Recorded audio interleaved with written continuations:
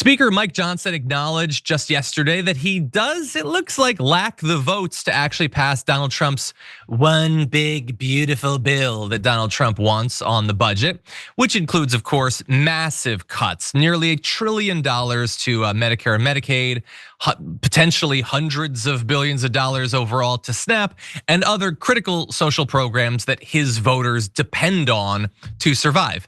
And how bad is the situation for the speaker? He's actually now asking for spiritual help. He said, this is a prayer request. Just pray this through for us because it's very high stakes. Now, look, I don't think that's gonna do anything. I'm an atheist. I don't think prayer is real. Don't get on my back about it. I don't think it's real.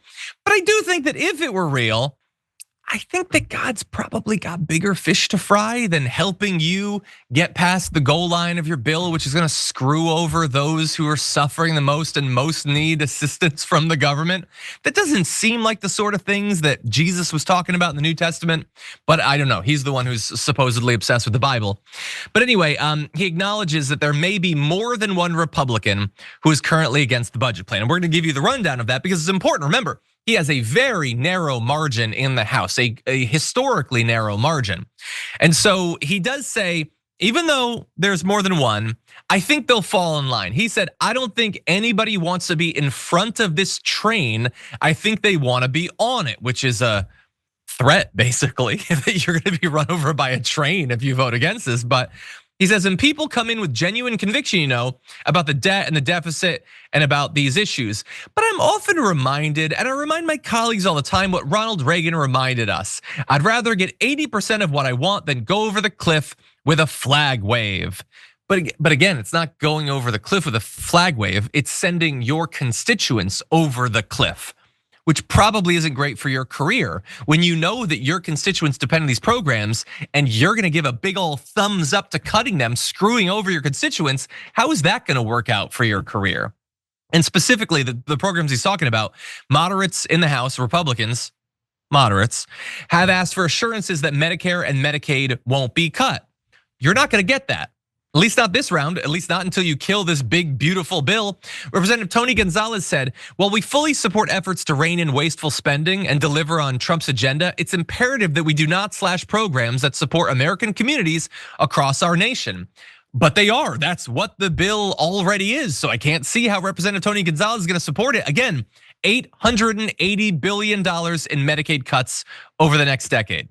And because of that, it could reduce incomes for the bottom 40% more than extending the Trump tax cuts would boost them, and the lowest income households would fare the worst. And so Tony Gonzalez might be a no. Warren Davidson announced just before we went live on the show, he opposes the budget bill. Thomas Massey of Kentucky, Victoria Sparks of Indiana are publicly opposing it as well. Tim Burchett is leaning against it. New York Representative Nicole Malliotakis has also been saying she has concerns about the cuts to Medicaid. Now that doesn't mean that they won't just say, screw all that. I don't want to have Donald Trump Truth Social about me, so I'm gonna turn against it. But there's more than enough to kill this thing if they actually hold strong.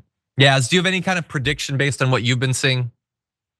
I don't know about a prediction, but all I want is for the people in our government to just stop praying and just do something and do something along the line, do what they know they should be doing. Do the right thing, just do the right thing. It's a very, very low bar, but that's all I'm asking. If they just did something, they wouldn't have to pray so hard to get themselves out of the situation that they got themselves into. And we don't talk about that enough. I just did a video on Rebel HQ and we talked about this on Friday's show with Cenk and Mark, but I just don't have any sympathy for these elected congressional leaders who are now having a hard time wrangling the president and the MAGA movement, who they have empowered with their inaction, with their unwillingness to speak up against the worst things that have come out of either Trump or the MAGA movement, to the point that both Trump and his more ardent MAGA supporters in Congress have become this impenetrable, formidable, and just scary block of opposition.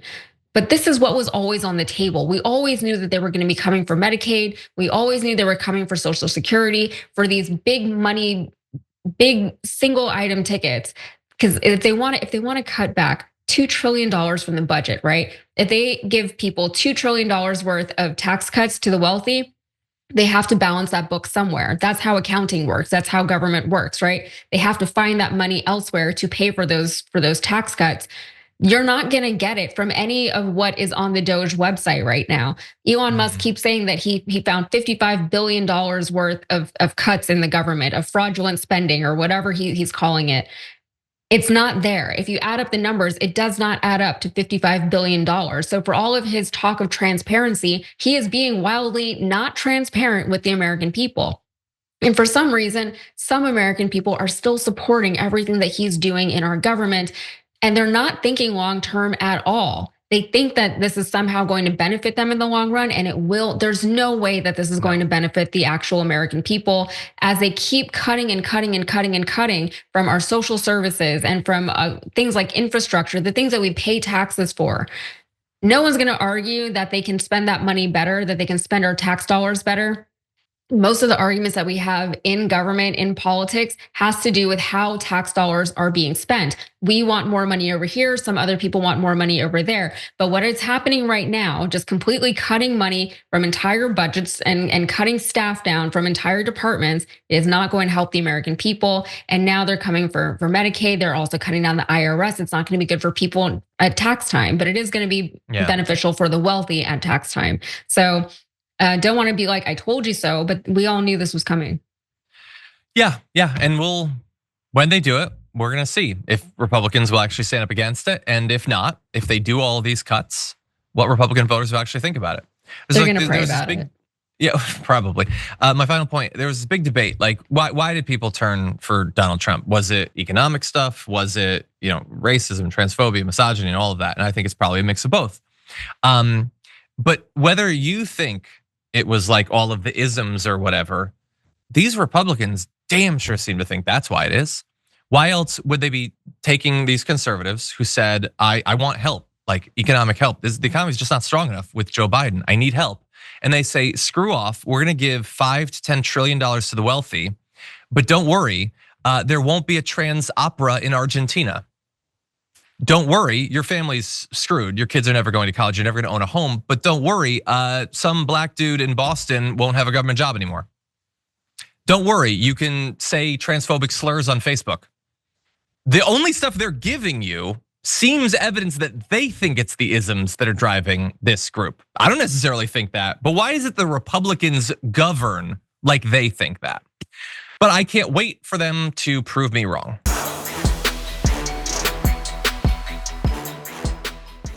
When you click the join button and become a tier 2 member, you get access to all of our weekly top 10 lists. What are you waiting for?